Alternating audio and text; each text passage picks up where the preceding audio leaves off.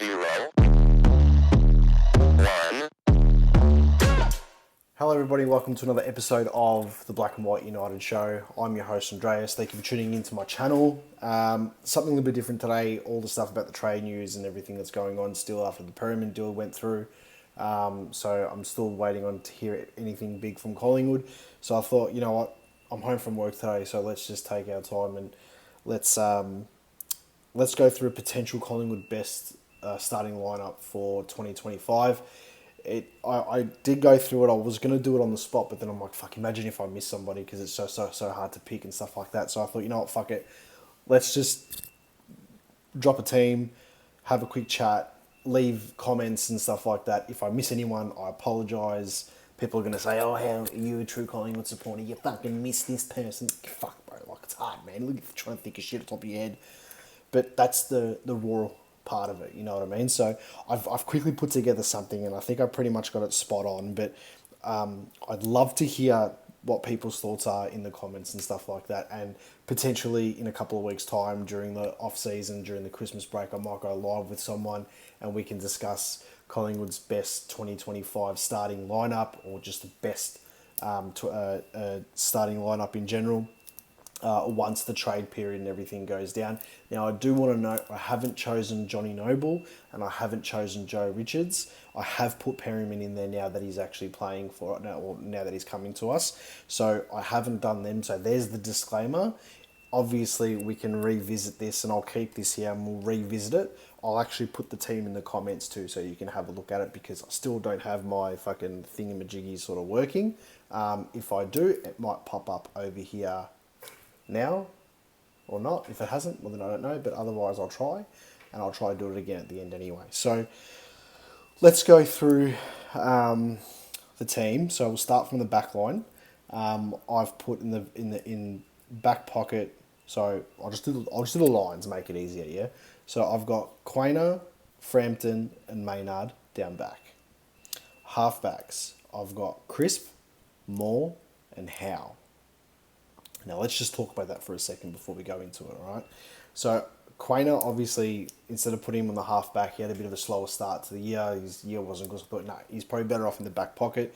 Billy Frampton, I still think, on his day, can shut down a main forward, and that main forward might kick 1 or 2 goals, but the impact that that person will have is significantly less, all right?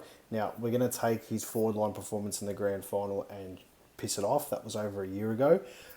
So we're going to, it's so sad to say that, it was over a year ago, but we're not going to worry about that. I'm going to use the game against Carlton, for example, where it was the first game that he kept, that Charlie Curnow was kept goalless in 66 games. So I still think that if Frampton does perform to a level over the preseason, he's potentially our starting fullback. Definitely won't do the kickouts, but he's our starting fullback, unless we can bring somebody else in.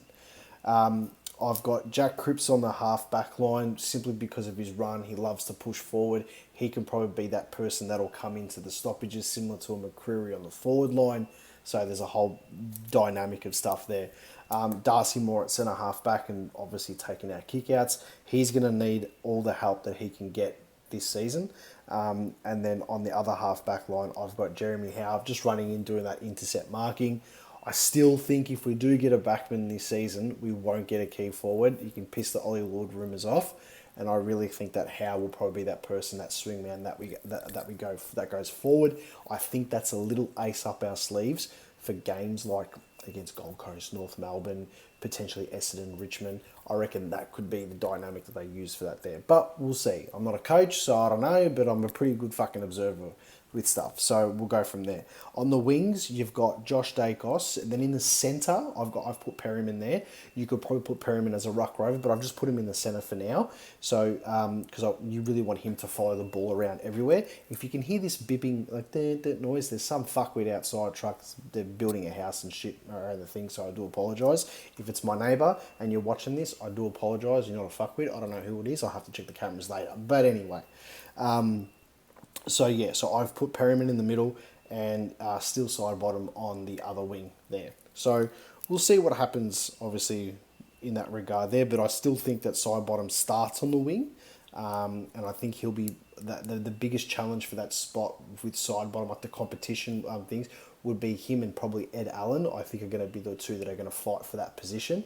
But I still think Ed Allen gets a game before someone like Will Parker, Sullivan, even Harvey Harrison. I know he's doing the ACL, so I haven't put him in there either yet because he obviously isn't available. So I think it'll be them two really pushing for that wing position. And then we'll see. I wouldn't be surprised if Sidey gets a fair few games up forward this year, this coming season. Anyway, we'll go to the forward line because I'm rambling on. I've got Bobby Hill on the half forward flank. I think it's just his run down the wing, grabbing the ball, moving forward. Probably need that more around that spot, the wing to the forward 50 as opposed to the forward pocket. You know he can do all the stuff in the forward pocket, obviously, and he'll be there in the stoppages and everything. But I do think that he's more damaging around that play, bringing it in forward. Because you can imagine like fucking Cripps, Josh Dacos, and Bobby Hill just running down that down the MCC side of the ground, like the commentary box side, or the Olympic stand. I can just see them just pushing something vicious down there, or in the next quarters they're going right across the Shane Wonstown and just bringing the ball forward. It's electric shit, man. That's fucking awesome. So Bobby Hill half forward flank. I've got Dan McStay at centre half forward. Now I tossed up between him and Mychek, but I think Dan McStay's presence as a centre half forward, I could be wrong. I just think his contested marking and stuff like that will be better used there. And he can obviously kick a fucking goal. We know that. I think if the ball was to come in from the middle and he was, or from the wings, and it was to cut in, he was there in the middle of the forward 50 or on the top of the forward 50. I mean, 9 times out of 10, he's going to clunk those. And I think we missed that big time during the season. And yeah, so I put him as centre half forward, but you can chop and change between him and Mychek. So, and then Bo McCreary on the other half forward flank is a big one that I put down there. The reason being is, and I've said this many times, Bo McCreary, if you watch the way he played last year, he was the 5th or 6th midfielder inside the pack, on the outside. He had many roles. He pushed, so he started when the 6-6-6 was. He would start in the half forward line and he would push right up. And it was really awesome to see that during the stoppages he got a lot of play there. He's going to be someone that's going to get a lot of midfield time this season too, I would have thought.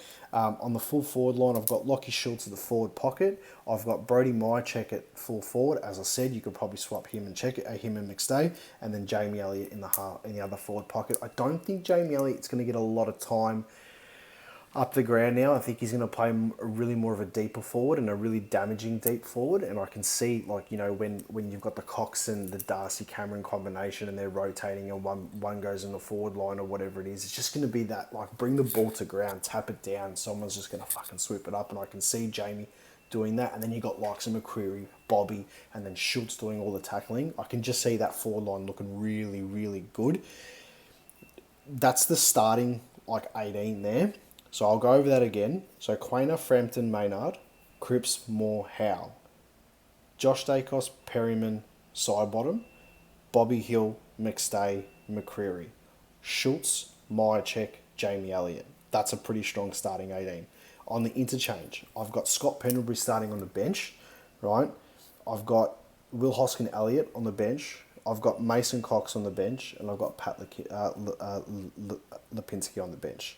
The on-ballers, Darcy Cameron, Nick Dacos, and Jordan De Goey. I probably should have done the on-ballers before that to confuse people, but I do apologise. So on-ballers, Darcy Cameron, Nick Dacos, Jordan De Goey. Now, I want to talk about why I got Mason Cox on the bench.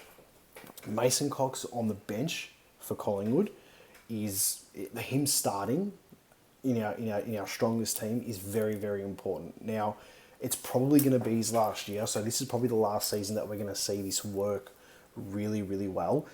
The Cox-Cameron combination, and yeah, I'm biased, whatever, I believe it's one of the most deadliest ruck combinations in the competition. Now, other supporters will watch this and they'll piss themselves laughing and stuff like that, but there was a reason why Darcy Cameron was in the All-Australian squad, and I do think was pretty stiff to miss out, considering that, like, Sherry had a good season, yeah, 100%, not taking anything away from that, but he had a period in the middle that was pretty shit, like it was just average. Gorn, I think, just got it because he's Max Gorn. Like, he had a decent season, don't get me wrong, but he didn't do anything fucking outstanding. And let's face it, Melbourne were cack during most of the year. So I think the combination and how it works between Cox and Cameron is perfect, because when when Cox goes in the ruck, he's a good tap ruckman. Remember, he doesn't tap it to the right spots half the time, but he's going to tap it to Nick Dacos or Jordan De Goey. Darcy Cameron gets his time to relax in the forward line. He can sit at full forward. He can take a clunk, and that then gives him stay and Cheika's time to have a rest. And then you just basically rotate them all. That's how I see it. I could be wrong. Who knows? But that's how I see the best dynamic working. For Darcy Cameron to have his plays absolute best, he needs another ruckman there. He can't take the sole brunt of the ruck. Remember, in 2023, we went through a whole chunk at the start of the season without a ruckman. You had Frampton and Ash Johnson rucking because Cameron fucked his leg against Richmond and Cox had that spleen injury or whatever it was. So, how important were they when they both came back into the side? Well, we won a flag. So that should speak for itself. So any other non-Collingwood supporters watching or any Collingwood supporters that disagree, there is a premiership there to back up what I'm saying. So I do think Scott Pendlebury will start on the bench, which I think is really good, and Perryman probably helps that situation out where, you never know. Pendles might go for another year now that we've got another inside mid, and he can play off the half forward or the half back line. I do see Pendlebury playing more as a defender this year, so the McCreary role at half forward and a potential Pendlebury role at half back, both of them coming in, drawing their players in, right? So we can get the loose one over the top, open forward line, and then you got a rush of players. The ball gets put over, Pendlebury goes back, he's still at speed and stuff, he goes back, and then you got McCreary following his man running through. I just think that on a diagonal sort of positioning works fantastic. Anyway, Will Hoskin-Elliott on the bench, your Swiss Army knife. He's another person that could be fighting for that position on the wing, but I think that'd be more of the wing side potentially with Josh Dacos fighting for it, but Josh Dacos always gets picked on the wing. Will Hoskin-Elliott's a perfect player just to rotate through those positions and just, hey, we need you up forward, hey, we need you down back, hey, quick jump in the middle. He just does everything. He's probably got 2-3 years left at us, so I mean, he's a player this season. I think he's going to be a very, very important link in the chain. So I've got Cox and Lipinski. Obviously, he had a great season. I think Lipinski is severely underrated. He didn't have the greatest end to the 2023 season. Let's be serious. He was. It was like he played nervous all the time. I was one of the ones I thought, fuck, he's got to miss. Like, you got to get Noble in and stuff. But I'm glad Lipinski played, because when Murphy went down in that grand final, how good it'd be if Murphy was in the back line. When Murphy went down the grand final, no one was expecting Lipinski to come in that quick, and he just played that role. I think it would have been better if, let's say, Murphy did get injured that grand final, and Lipinski came on in the second half. We win by more than 4 points or whatever the fuck it was. We completely outrun them because we've got that extra leg, whereas we used it quite early with him coming on. So the tactical substitution that McRae had then was perfect with Lipinski coming on, but the shit thing was it was so early during the game. So it is what it is. Sorry, the lighting just went off there. I'll fix that in a second. So that's what I think. And then obviously you got your on-ballers, Darcy Cameron in the ruck, Nick Dacos and Jordan De Goey there. The ones that are stiff. Markov, Kruger, Will Parker, Sullivan, Bytel, Long, and obviously Harvey Harrison with his knee will get some serious game time this year. And another one you can put in there is Jacob Bryan, who I think is probably going to get close on breaking into the side this year. I've got high hopes for him. People might think that's crazy, but I really think that he's got the potential to just get a solid spot in the team and not lose it. So having said that, he might not get a game. So, but I think he could be a little secret weapon that we've got up our sleeve, which not many people are noticing and people are forgetting about. A lot of Collingwood supporters too, once he gets in there. And I hope during the preseason he gets some good time. There's one player that I have left out is Tom Mitchell. I can't see him in the side.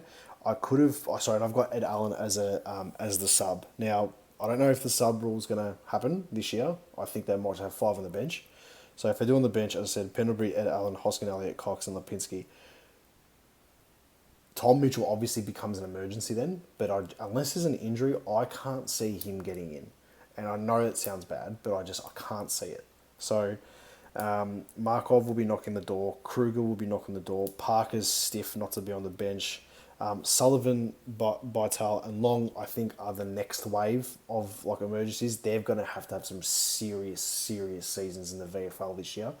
Our twos need a lift. Our twos need to go up. I know it's for development and stuff like that, but you want them playing football as long as possible. So let's just say if we make finals next year, which we fucking should, and let's just say it's semi-final week, prelim final week, and we're playing, right? You want to have those guys up for selection in both, because if we were to win a semi-final and go to a prelim, or win a prelim and go to a grand final, I know there's hard luck stories, but you want to have those options there.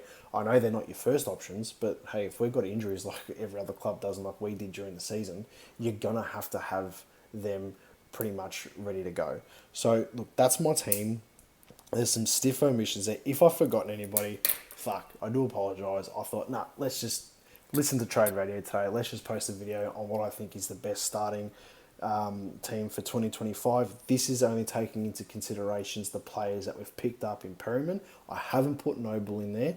I haven't put Joe Richards in there, who those two there pretty much go straight in. So, and Charlie Dean's obviously not in there either, which is a big fucking shock. I did take him. I had him written down and I took it out. I will post the team in the comments. I will revisit this come after the trade period, after the draft, after the rookie draft, the preseason fucking category B supplement fucking SSP, fuck you Carlton, we got Markov draft, right? I'll do all that. Once that's done, we'll then do this again, and I might go live with someone, and then we can compare the pair and come up with it and discuss it. But we can use this as a little time capsule for now, I suppose. Leave your comments. I'll drop the team in the comments there. You guys can comment on it and say what you think and blah, blah, blah. And you don't have to talk about structure and positioning, but that's just the team that's in there. And then we can revisit this, I don't know, after it's all done. Let's just say 1st of fucking January 2025. After it's all done, we'll go and have a look at it. Leave your comments below. Call it as you see it. And we'll go from there. Might post another video tomorrow depending on what the rumours are, but catch up with all the Collingwood content creators, because everyone's doing a fucking grouse job, but it's hard to come up with a lot of stuff during this time, during this period, because the season's finished. But it is what it is. Go the fucking Pies.